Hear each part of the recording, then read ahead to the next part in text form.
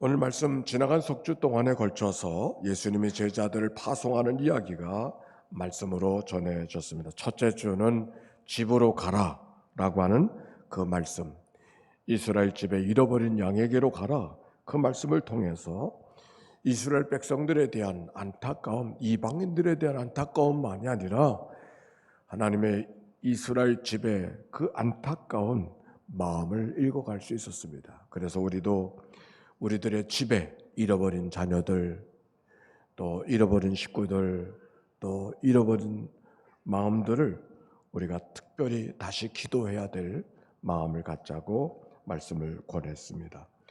두 번째 주, 지난주는 제자가 되다. 전도자들은 사람들에게 미움을 받고 박해를 받게 될 것이다. 오늘 지난 성경을 통해서 전도자들의 삶이 만만하지 않을 것이라고 하는 그런 말씀이죠.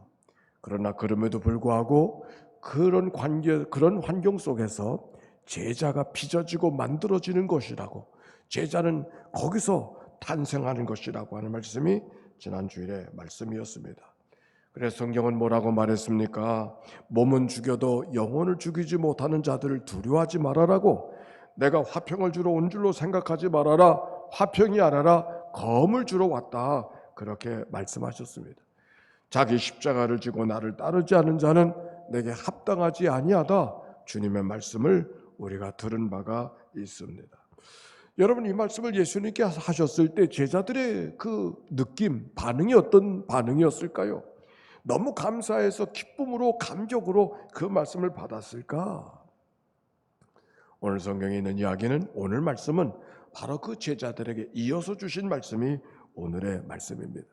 오늘 제목은 상을 주시리라, 상을 주시는 하나님에 대한 말씀을 전하려고 합니다. 전도자들에게 뭔가 기대할 것이 있다고 하는 그런 말씀이죠. 주님께서는 전도자를 내보내시면서 그들에게 무엇을 기대하게 하시는지 오늘 같이 말씀을 나누려고 합니다. 첫째, 전도자들에게 그 전도자들을 영접할 사람이 있을 것을 기대하고 가라 하는 말씀이 오늘 본문의 첫 말씀이 옳습니다. 오늘 말씀처럼 너희를 영접하는 자는 나를 영접하는 것이요, 영접하는 것을 전제하고 하시는 말씀인 것이죠. 파송한 받아가는 제자들의 어떤 마음이 들겠어요? 내가 가서 복음을 전한다 한들 그들이 이 복음을 받아들일 수 있을까? 혹시 거절받지 않을까? 마치 바로에게 간 모세의 마음처럼 말입니다. 내가 무엇이 간데 저들이 가서 복음을 전할 수 있을까? 아니, 그 십자가를 복음으로 전할 수 있을까? 그런 염려가 그들에게 있었을 것입니다. 그런데 오늘 성경 주님의 말씀 속에는 염려하지 말아라, 거절받을 것을 걱정하지 말아라, 그 염려에 붙들려 있지 말라고, 너희들을 영접하는 자가 있을 것이라고 말씀하고 있는 것이죠. 고린도전서 1장의 말씀, 십자가의 도가 멸망하는 자들에게는 미련한 것이지만 구원을 얻는 우리에게는 하나님의 능력이 됨이라. 십자가, 이건 부끄러운 것이고 미련한 것이고 어디 가서 말할 수 없는 거예요. 그런데 그것을 도라고, 복음이라고 이야기하는 거 쉽지 않지만 그러나 그것을 생명으로 받아들이는 자가 있을 것이라고 하는 그런 말씀이 오늘 주님이 주시는 말씀인 것이죠. 저에게도 이런 경험이 있습니다. 올해 우리가 다 좀 더 열심히 하자 그랬는데 이 코로나 때문에 그런 상황이 안 되었지만 내가 이전에 전도하던 기억이 납니다. 신학교를 들어가서 대학생 때 전도할 때는 사역리를 갖고 그때 전도하지 않았습니까? 그때 4명을 만나면 한 사람이 복음을 받았어요. 70년대 초는 그랬습니다. 그런데 군대 갔다 와서 신학교를 마치고 그리고 전도를 가니까 4명에 1명이 안 되더라고요. 벌써 그때는 7명쯤 전도하면 한 사람이 복을 받았어요. 4명당 1명에서 7명당 1명으로 바뀌었습니다. 그리고 미국에 이제 목회하러 갔다가 다시 돌아와서 90년대 후반쯤 되는데 그때 가서 복음을 전하니까 4명당 1명도 아니요, 7명당 1명도 아니요, 10명이 지나가, 15명이 지나가, 20명이 지나가, 그래도 복음을 받는 사람이 없는 거예요. 가가오 방문하면서 전도를 하는데 그때 그들이 들었던 말씀이 기억납니다. 교회에서 왔어요 하면 불교예요, 천주교예요. 또 어떤 사람은 예수 안 믿어요, 너 필요 없어요. 어떤 사람은 들은 척도 안 하고. 근데 지금도 기억나는 게 있어요. 지워지지 않아요. 똑똑똑 교회에서 왔어요. 문 좀 열어주세요. 그랬더니 잠깐 침묵이 흐르더니 쳇, 우리 예수 같은 거 안 믿어요. 그러고 들어가는 거야. 뭐 문 열어주지도 않고 그게 다 들리죠. 철문이니까. 예수 같은 거 안 믿어요. 그리고 아주 뭐 밟지 못한 걸 밟았다는 듯이 그런 표정, 그게 읽혀지는 거예요. 야, 너무 마음이 참.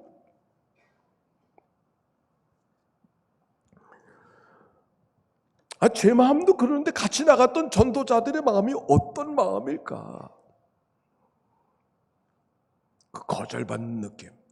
그런데 이런 일이 있었습니다. 20집이 지나서 21집, 22집, 23집, 24집쯤이나 25번쯤 가면은 교회에서 왔어요. 문 좀 열어주시겠어요? 네. 문을 빼끔 열어주시고 시간 좀 내줄 수 있나요? 들어오세요. 목마르지 않으세요? 물을 갖다 주시고 그리고 마치 나를 기다리고나 있었던 듯이 나를 맞이해 주는 사람이 있는 거예요. 25집 만에. 거의 모든 사람의 경험이 비슷해요.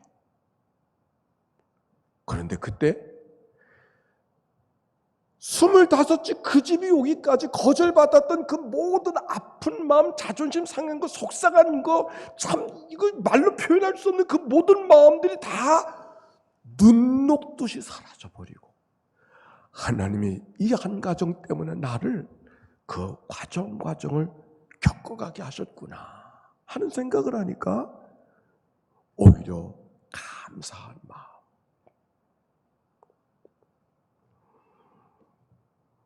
지나간 모든 무거운 마음, 거절되었던 마음들이 한순간에 다 털어지고 기쁨과 감격으로 다시 교회로 돌아왔던, 그리고 그 감격을 이야기했던 일들이 기억이 납니다. 요사이는 어떨런지 기다리는 사람이 있는 것이죠.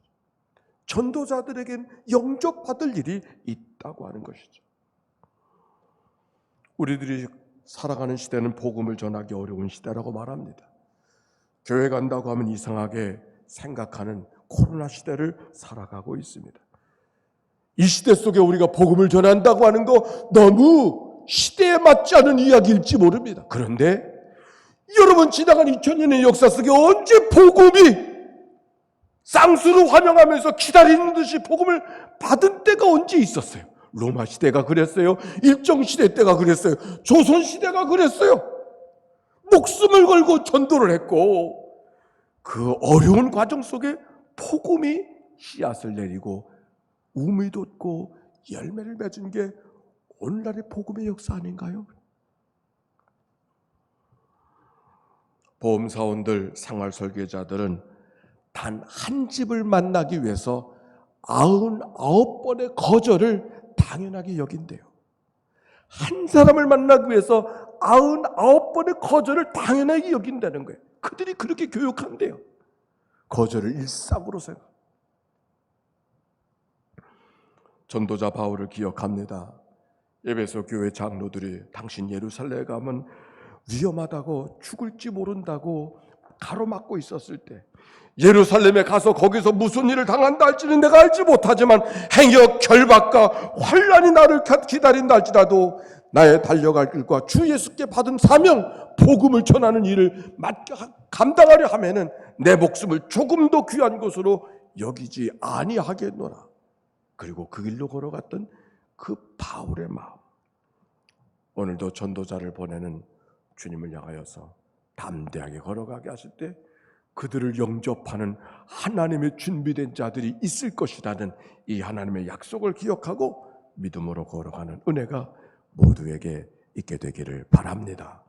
두 번째, 주님께서는 전도자를 보내시면서 전도자와 주님이 친밀함을 이야기해 주셨어요. 오늘 성경의 말씀 한번 읽어볼까요? 40절과 41절 한번 읽어봅시다. 시작. 너희를 영접하는 자는 나를 영접하는 것이요 나를 영접하는 자는 나를 보내신 이를 영접하는 것이니라. 선지자의 이름으로 선지자를 영접하는 자는 선지자의 상을 받을 것이요 의인의 이름으로 의인을 영접하는 자는 의인의 상을 받을 것이요. 이 말씀이 무슨 말입니까?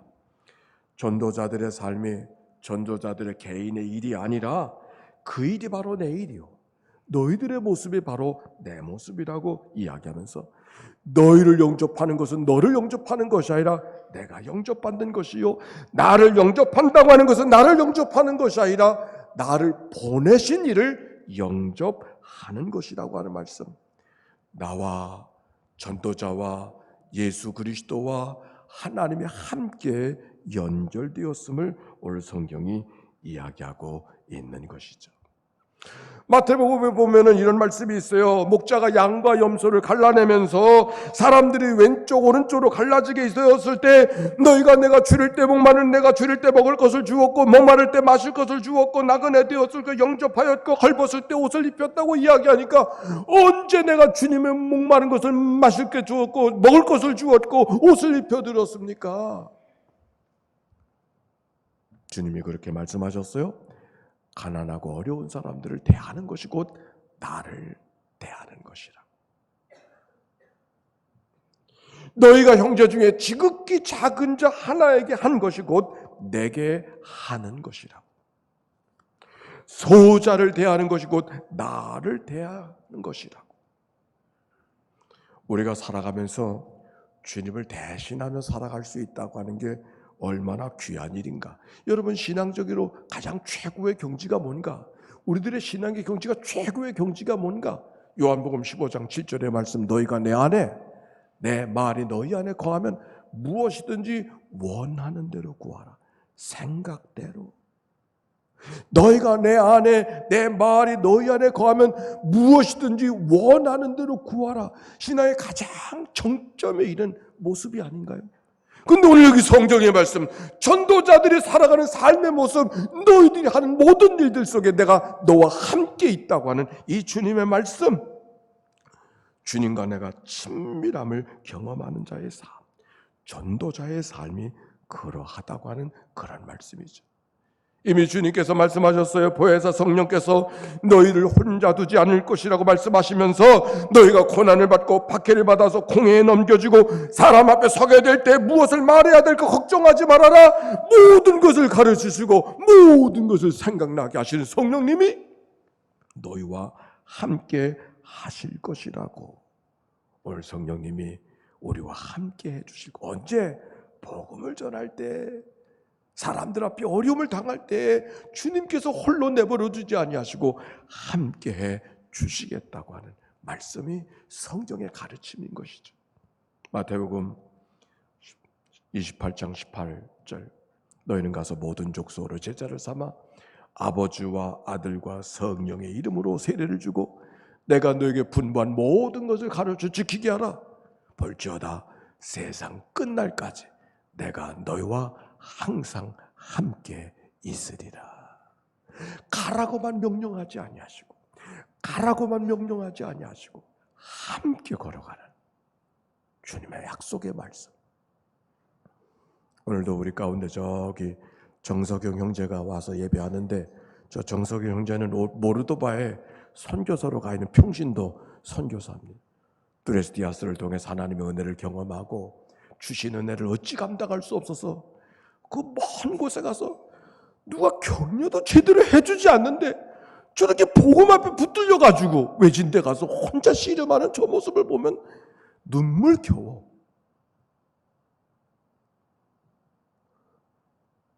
그런데 어떻게? 하나님이 함께 해주심을 알기 때문에.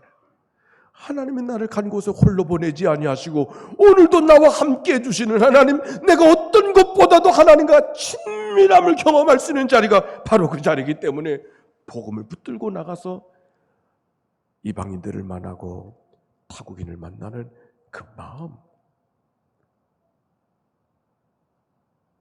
오늘 성경이 우리에게 이야기해 주는 말씀이죠. 농부가 소와 더불어 언제 가장 가까워지는가? 무거운 소를 소가 끌고 갈 때 농부는 소에 찰싹 달라붙어서 그 소와 함께 하나된 모습으로 걸어간다고 하잖아요. 주님이 우리와 언제 가까이 하시는가? 하늘과 땅을 지으신 하나님이 하늘에 계신 하나님이 아니라 내 삶을 온통 켜잡고 걸어가는 바로 그때가 언젠가? 전도자의 삶을 살아갈 때 십자가의 복음을 끌어안고 그것을 생명처럼 전하는 자들을 내버려 두지 아니하시고 함께 해주시겠다는 하나님의 약속의 말씀이 오늘 성경의 말씀인 것이죠. 전도자의 삶은 쉽지 않지만 이 말씀에 붙들려 그들의 가는 길을 용기 있게 대담하게 걸어갈 수 있는 것이죠. 오늘도 우리가 주님이 함께 하심을 믿고 믿음으로 담대하게 걸어가는 그런 은혜가 모두에게 있게 되시기를 바랍니다. 세 번째, 따라서 합시다. 하나님은 상 주시는 분, 하나님은 상 주시는 분인 줄로 믿습니다. 하도 상에 대한 이야기를 설교 안 하니까 이 상 주시는 하나님을 설교하는 게 오히려 낯설게 느껴지죠. 운동자의 경주자가 열심히 다름질하고 있는 것은 상 받을 것을 기대하고 있기 때문에 그런 것이죠.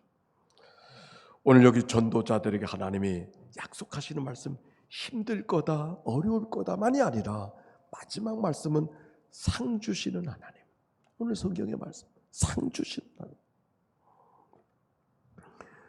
여기서는 아직 그렇게 하지 못했지만 제가 목회하는 교회에서는 연초가 되어지면 성경 통독하는 시간을 갖어요. 온 교회가 앉은 자리에서 창세기부터 요한계시록까지 55시간, 하루에 11시간씩 초막절 집회를, 그러면 성경을 창세기부터 요한계시록 앉은 자리에서 하루에 11시간씩 성경을 5일 동안 읽어가는 거예요. 모든 프로그램을 다 중지하고 성경만 읽는 거예요. 근데 그때 감격이 기억이 납니다. 마지막 요한계시록의 말씀을 읽어갈 때 요한계시록을 우리가 아는 대로 고난받는 로마 백성들에게 고난받는 그 그리스도인들이 격려해 주시는 편지가 요한계시록 아닙니까? 근데 그 요한계시록을 향하여 막 복음서로 올라갈 때는 십자가로 올라갔다 또 내려갔다 올라갔다 내려갔다 올라갔다 내려갔다 4번 올라갔다 내려갔다 하면서 막 사도행전을 통해서 그 다음에 바울서신을 통해서 가다가 베드로서 야고보서 히브리서 막 넘어가다가 그 다음에 요한계시록 마지막에 그 마지막 장에 뭐라고 기록되어져 있는지 압니까? 따라서 합시다. 내가 속히 오리니 내가 줄 상이 내게 있어 각 사람에게 행한 대로 갚아주리라. 요한계시록 22장 12절의 말씀. 그리고 이어서 주시는 말씀이 아멘 주 예수여 어서 오시옵소서. 아멘 주 예수여 오시옵소서. 갚아주신 하나님, 갚아주시는 하나님, 상 주시는 하나님, 하나님이 갚아주시는 하나님인 줄로 믿습니다. 상 주시는 하나님인 줄로 믿습니다. 이게 복음이요. 성경이 그렇게 말하고 있어요. 갚아주신 하나님. 전도자를 향하여 하셨던 주님의 말씀이요. 우리에게 그 믿음이 있어야 돼요. 우리의 갚아주신 하나님, 상 주시는 하나님. 사람들은 내 마음을 알아주지 못한다 할지라도 하나님이 내게 상 주실 하나님, 갚아주실 그 하나님을 의지하고 믿음으로 걸어가는 모두가 되시기를 바랍니다. 죽도록 충성하라. 그리하면 내가 생명의 면류관을 너에게 주리라. 아멘. 요사이 교회의 역사 호를 좀 기념하여 만들어 보려고 어제 장로님들과 함께 교회 역사 순례를 2차 순례를 어제는 강화를 다녀왔습니다. 이 교회가 최초의 목회자가 방족신 목사님, 권신일 목사님이 이 교회 최초의 목회자이기 때문에 그분들의 신앙의 흔적을 좀 찾아가 보려고 다녀왔습니다. 그분들을 배출한 교회가 강화 북쪽에 있는 홍익교회라고 하는 그런 교회입니다. 그들이 복음을 얼마나 뜨겁게 받았는지 복을 받은 즉시에 이름을 바꿉니다. 다 일자 돌림으로. 다 우리 예수 믿고 형제자매인데 뭐 이름을, 성은 바꿀 수 없으니까 그러나 일자 돌림으로. 그래서 권신일, 권신일, 김경일, 박능일, 종신을 하면서 일자 돌림으로 이름을 다 바꿉니다. 그리고 강화뿐만 아니라 모든 섬에 각지에 흩어져서 복음을 전하는 거예요. 그리고 자기 검정 옷을 입고 살아요. 그래서 검정개라고 불렀어요. 왜? 죄인인데 우리가 하나님 앞에 속죄의 삶을 살아가야 된다고 해서 검은 옷을 입고서 복음을 전도하는데, 어제도 어느 목사님하고 전화를 하다가 바로 그분들이 복음을 전한 것이 인근만이 아니라 울릉도에도 먼저 가서 복음을 전했다는 거예요. 그래서 그 복음을 전한 사람 때문에 울릉도에 최초로 120명이 복음을 전도받고 세례를 받게 되어졌는데, 나중에 선교구역이 장로교 선교구역이 되는 바람에 그 울릉도 지역의 선교를 장로교로 넘겨줘서 권찰로 이렇게 설명되고 있지만, 그분들은 원래 홍익교회 전도자들 통해서 복음을 받은 사람이라 하는 얘기를 제게 전해 주었어요. 제가 홍익교회 가서는 권신일 목사님의 그 교회 출신이니까 그분의 묘소가 있다는 얘기를 듣고서 사실 그분의 묘소를 좀 찾아보고 싶은 욕심을 갖고 저는 찾아갔습니다. 교회 옆에 이렇게 묘소들이 있는데 그 묘소에 가보니까 그분 묘소가 없는 거예요. 근데 묘소 가운데 저쪽에 어느 한 비석에 보니까 다른 건 아무것도 없고 이름 석자만. 그런데 이름이 뭔지 아세요? 복된 이.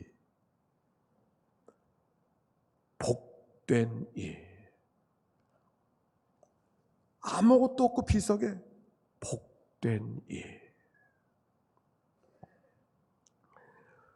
이름이 복시인지는 모르겠어. 그러나 그분이 세상을 떠날 때 정말 이름도 없이 빛도 없이 세상을 떠났을지 모르지만 저가 복된 이로 기억되어지고 복된 이로 일컬어지고 있다고 하는 사실이 저가 받은 복이로구나, 저가 받은 하늘의 상급이로구나, 그런 생각을 하게 되었어요. 지난주일 교회 개척자 김윤아 어르신을 소개하였지만 오늘은 그의 아들 김기선 어르신을 소개해 보려고 합니다. 1885년에 출생하셨으니까 아펜젤러 언더우드가 복음을 들고 제물포에 들어오던 바로 그 해에 태어나셨습니다. 내리교회 2대 목사였던 조원시 목사의 도움으로 일찍 미국의 유학길을 오르게 되어지는 것으로 알려졌는데, 제가 확인한 조원시 목사의 또 다른 글을 통해서 제가 접한 교육의 내용, 이런 내용이 있습니다. 1892년 선교사가 운영하는 학교에 한 작은 소년이 다니기 시작했다. 이 소년은 자기가 먼저 복음을 받은 후에 자기의 부모를 교회로 인도한다. 그리고 17년 후에 그 소년 때문에 그가 살던 마을에 복음이 전해지게 되어졌고, 그 소년은 미국에 가서 미국 감리교회에 다니고 있다. 이것이 선교 교육의 열매라고 생각한다라고 하는 기록입니다. 교회에 남겨져 있는 기록으로는 그가 일찍 미국으로 유학 가서 가진 고생을 하다가 20대 후반에 링컨 고등학교를 졸업하고 30대에 명문 프린스톤에 입학하게 된 사람으로 소개되고 있습니다. 1914년 김윤아 어르신이 세상을 떠나니까 그때는 이 김기선 어르신은 미국에서 그때를 경험해서 갑자기 고아가 된, 독자니까 고아가 된 모습으로 했던 공부가 쉽지 않은 공부가 되었을 거라고 생각합니다. 아버지가 떠났을 때도 아마 한국에 와보지도 못한 채 그는 선교사의 기대와는 달리 신학을 해서 목사가 되기를 꿈꾸고 보냈지만 목사가 되지 아니하고 오히려 그는 미국의 아시아 대표로 정치인으로 참가하게 되어지는 그런 사람이 됩니다. 아마도 어렸을 때부터 선교사를 만났으니까 영어를 잘하셨을 거예요. 미국 가서 배운 영어가 아니고 어렸을 때부터 영어를 했으니까 아마 그 당시에 흔치 않은 영어자로 살았을 거라고 생각합니다. 1923년에 잠시 귀국해서 그가 지원하던 사람이 하딩이라는 사람, 미국 대통령이 됩니다.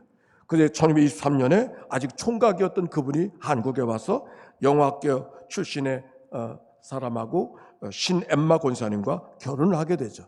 그리고 다시 미국으로 가서 거기서 페인트 회사에 투자를 해서 큰 재산을 모으게 되어지고, 그러던 어떤 날 자기가 대통령으로 선출되도록 도왔던 그 하딩이라는 사람이 갑자기 암살을 당합니다. 인생의 무상과 정치에 대한 허전함을 느끼고 건강마저 어려움을 당하고 있었을 때에 신엠마 부인 권사님의 권유로 한국에 다시 돌아옵니다. 1926년입니다. 그가 얼마나 부자로 돌아왔는지 일부 예배 때 이 얘기를 했더니 우리 다른 분들이 설명을 해주셨네. 얼마나 많은 돈을 갖고 왔는지 가서 달러를 환전하려고 하니까 조폐공사에서 돈이 없어가지고 4번에 걸쳐서 돈을 찍어서 돌려주었답니다. 소 한 마리에 15전 할 때 1만 원짜리를 8관짜리인가 9개짜리, 뭐 믿어도 그만이고 안 믿어도 그만이고 어쨌든지 그런 얘기가 있습니다. 그래서 이분은 민족의 일정 시대니까 민족을 깨우치고자 교육사업에 꿈꾸고 부평 쪽에 땅을 사게 되어지는데, 그 땅이 지금 예비 사단이 17여 단이 사단이 들어와 있는 그 땅과 부평역 옆에 평기창 땅이 그분의 땅이었다. 그분 구입한 땅이었다고 합니다. 그런데 태평양 전쟁으로 말미암아 뜻을 이루지 못하게 되어지고, 또 끝난 다음에는 땅을 다시 되찾았지만 토지개혁 문제로 말미암아 땅을 다 소유하기는 어려웠다고 합니다. 그가 귀국한 다음에 율목동 211번지에 살면서 아마도 여기보다는 창녕교회에, 그때 아버지도 안 계시고 어머니만 계셨을 때니까 창녕교회에 신앙생활한 것으로 여겨지고, 창녕교회 역사 속에 가로 그 김기선 어르신과 그 아들 김옥돈 씨에 대한 기록이 있는 것을 보면은 우리가 그곳에서 신앙생활을 한 것으로 여겨집니다. 그러다가 1938년 아버지 김유라 어르신을 기념하는 예배당을 이 마을에 건축하게 되었습니다. 그 당시에 이 마을은 초가집밖에 없었었는데 기와집 예배당으로, 저는 기억하는 예배당이 그 예배당인데 기와집 예배당으로 건축해서 하나님 앞에 봉헌한 이야기를 우리가 기억하고 있습니다. 해방 후에 미군정이 되었을 때 미군 사령관으로 군정장으로 찾아왔던 하지중 장이 자기의 고등학교 후배가 되어져서 그가 찾아와서 자기 정치를 좀 도와달라고. 그러나 난 더 이상 정치에 관여하고 싶지 않다고. 다른 것은 도울 수 있지만 정치는 안 하겠다고 작정하고 그저 이 마을에서 또 인천에서 미국 신사로서 그저 조용하게 세상을 사셨다, 세상을 떠나셨다고 하는 이야기가 그분의 이야기입니다. 그분은 그저 연희동 뿐이지만 연희동만의 삶이 아니라 그 아들이 애관극장을 운영했으니까, 아주 영화도 첫 번 영화를 만든 사람이 그 사람이니까 아주 이 우리들의 지역사회, 이 인천샵에서는 아주 일컬어지는 사람이었습니다. 그분의 이야기를 읽어가면서 복음으로 헌신했던 김윤아 어르신이 받은 상이 바로 거기에 있는 것이 아닌가라고 하는 생각을 해보게 되었습니다. 그러나 하나님의 상은, 하나님이 전도자들에게 주시는 상은 어떤 물질적인 것만은 아닙니다. 루비 캔딜이라는 사람의 이야기를 지난 주간에서 읽어갈 수 있었습니다. 이분은 캔사스 출신의 남감리교회가 보낸 여성 선교사입니다. 1907년 9월에 그는 남감리교회 여성 선교사로 한국에 와서 개성에서 일하고 있었습니다.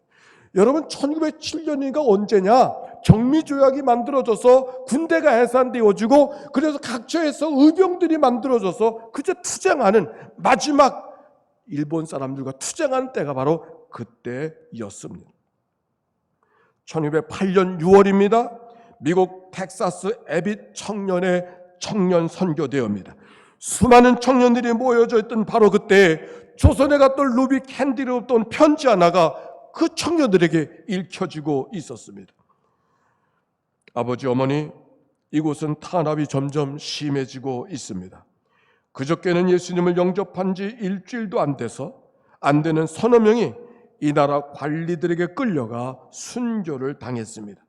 이곳은 토머스 선교사와 제임스 선교사도 순교를 당한 땅인데 선교본부에서는 모두 철수하라는 지시가 있었지만 대부분의 선교사들은 그들이 전도한 조선인들과 아직도 숨어서 예배를 드리면서도 오히려 전도를 열심히 하고 있습니다. 아마 그들은 모두가 순교할 작정인가 봅니다. 저는 이 편지를 읽어가다가 1207년에 있었던 일을 1208년에 전하고 있었을 때 어제 강화를 다녀오면서 바로 강화중앙교회 출신의 권사 세 사람이 바로 그때 의병 대원 가운데 한 사람으로 되어서 강화 갑고지 밑에 더럼이라고 하는 곳에서 순교를 당한 기억이 있는데 교회 권사들이에요.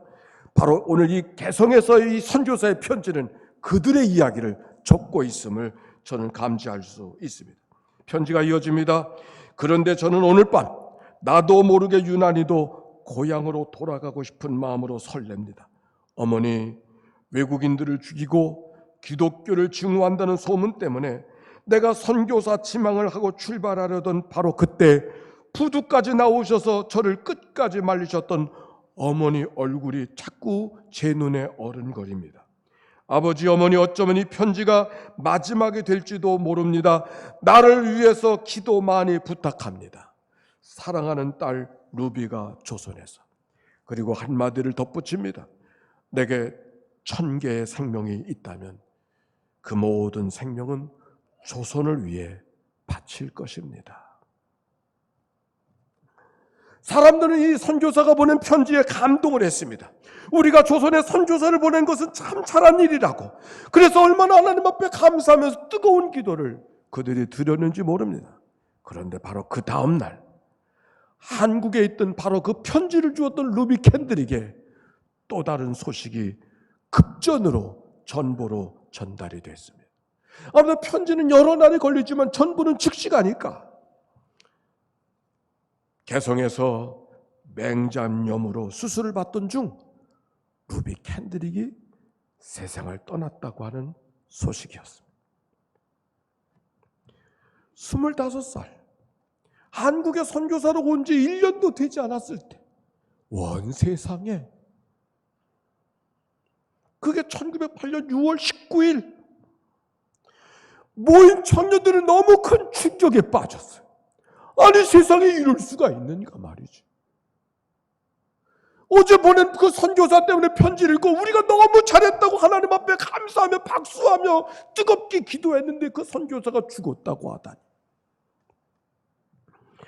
하나님이 살아계시다면 어떻게 이런 일이 있을 수 있느냐고 하나님 앞에 마음의 삿대질을 하는 사람도 아마 있었을지 모릅니다. 그런데 이게 웬일입니까? 그가 세상을 떠나기 전에 주변 사람들의 유언을 한마디 남겼는데 만일 내가 죽으면 텍사스 청년들에게 전해주시어 10명씩 20명씩 조선 선교사로 오라고 내 말을 좀 일러달라고 그 말까지 그들에게 전해졌습니다. 이 말이 텍사스 에빗 청년 선교대에 모인 사람들에게 그의 유언이 전달되어졌고 그런데 그 유언 같은 말 한마디에 모여졌던 청년 가운데 정말 20명이 내가 한국으로 가겠다고 결단하고 선교사를 자원하는 거예요. 그리고 수많은 청년들이 그 선교사 뒤를 위해서 헌금하고 선교헌금하고 지원하겠다고 작정하는 것으로 선교대회는 마감되었다고 합니다. 하늘의 미랄이 땅에 떨어져 죽지 않으면 하늘이지만 죽으면 많은 열매를 맺는다고 했는데 정말 그런 일이 벌어진 것이죠. 전도자들에게 약속한 상은 전도자들이 전도해서 하늘의 상이 물질로 다가오고 큰 집을 짓고 살아가는 그거 아니고 전도자들의 삶이 천국 갈 것이라는 그것도 아니고 전도자들의 받을 상은 다른 게 아니라 1년도 안 되어 개처럼 그냥 죽었지만 그러나 그 한 사람의 죽음 때문에 수많은 사람들이 또 다른 전도자들로 서원하고 바로 그 전도자들을 통해서 복음의 역사가 100배로 1000배로 10,000배로 결실을 맺었다고 하는 사실이 전도자들이 받을 상인 것이죠.